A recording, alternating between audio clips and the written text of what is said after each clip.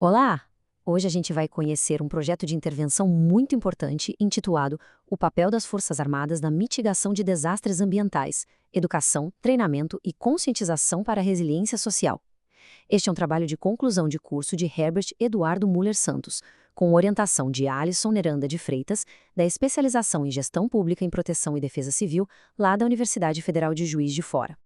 E para a gente ter uma ideia da urgência desse tema, vamos começar com um dado bem impactante. Segundo a Organização Meteorológica Mundial, 45% de todas as mortes por desastres no mundo, num período aí de quase 50 anos, foram causadas por eventos ligados ao clima, ao tempo e à água. É um número que, logo de cara, mostra a seriedade do desafio que a gente tem pela frente. Para a gente entender bem a proposta do trabalho, nosso roteiro vai ser o seguinte. Primeiro, vamos ver a urgência do desafio. Depois, identificar uma falha importante na formação militar. Em seguida, vamos entender a metodologia usada na pesquisa, explorar a solução que foi proposta, ver o impacto dela na sociedade e, por fim, fechar com o reconhecimento e os próximos passos. Então vamos começar pelo contexto, né? O que torna essa pesquisa tão necessária e tão atual? E aqui tem um ponto fundamental. O aumento da frequência dos desastres ambientais não atinge todo mundo igual. O trabalho destaca que esses eventos acabam impactando de forma muito mais severa as populações mais vulneráveis. Isso transforma a preparação para desastres em uma questão de justiça social, de equidade. Ok, com esse cenário em mente, a pesquisa aponta para um problema bem específico. Existe uma desconexão entre o papel super importante que as Forças Armadas têm na resposta a desastres e a falta de um treinamento mais formal, mais estruturado em defesa civil. E é essa pergunta aqui que norteia toda a pesquisa. Ela vai direto ao ponto, sabe? Tenta entender como uma falha na formação pode ter consequências bem práticas, bem diretas, na capacidade de agir durante uma emergência. Isso, claro, não é só teoria. O trabalho se baseia em eventos bem recentes e concretos que aconteceram aqui no Brasil, onde as Forças Armadas foram chamadas para atuar. A questão não é se elas atuam ou não, porque elas atuam. A questão é que um treinamento específico em prevenção e defesa civil poderia tornar essa atuação ainda mais eficaz, potencializando o impacto positivo. Certo, mas como o autor chegou a essas conclusões? Bom, a força do trabalho está justamente numa metodologia bem rigorosa, bem fundamentada. O que a gente vê aqui é que foi uma abordagem bem completa. O autor não olhou uma fonte só. Ele combinou o estudo da literatura, a análise de documentos oficiais e, o que é muito importante, ouviu a percepção dos próprios militares para conseguir analisar o problema e, a partir daí, formular uma solução bem sólida. E com base em toda essa análise, o trabalho apresenta sua grande proposta de intervenção, que é justamente preencher essa lacuna de treinamento que foi identificada.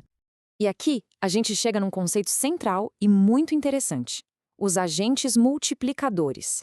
A ideia é genial, porque ela transforma o papel do soldado. Ele não é mais só aquela pessoa que responde a uma emergência.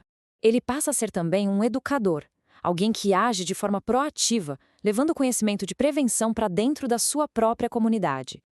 E os objetivos dessa intervenção são muito claros, muito práticos. Eles formam um plano de ação bem concreto que vai desde identificar o problema, passando pelo desenvolvimento de conteúdo, até a implementação e avaliação dos resultados. Ou seja, mostra um caminho bem viável para que isso aconteça. Agora, vamos ampliar um pouco o nosso foco para entender por que essa proposta beneficia a sociedade como um todo e não só o ambiente militar. E essa imagem ilustra muito bem o resultado que se espera. A iniciativa não é algo isolado, ela cria um ciclo virtuoso.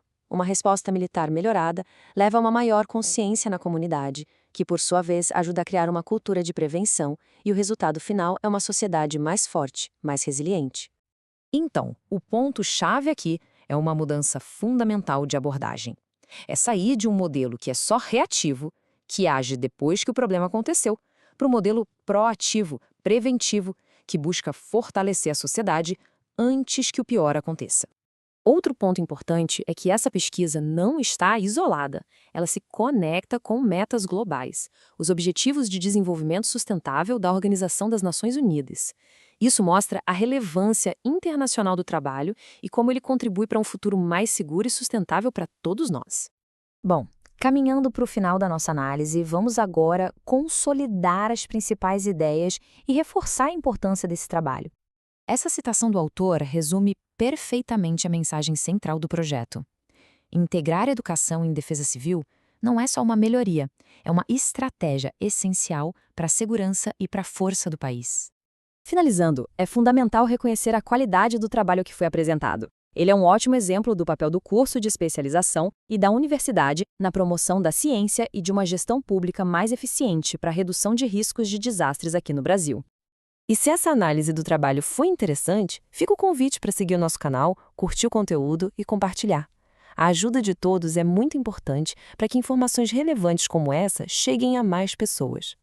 E claro, para quem quiser se aprofundar no tema, a recomendação é a leitura do trabalho completo.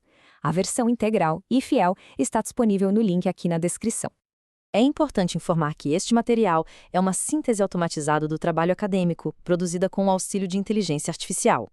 E por essa razão, o conteúdo pode ter algumas simplificações ou, eventualmente, alguma imprecisão em relação à fonte original. E para encerrar, fica uma reflexão.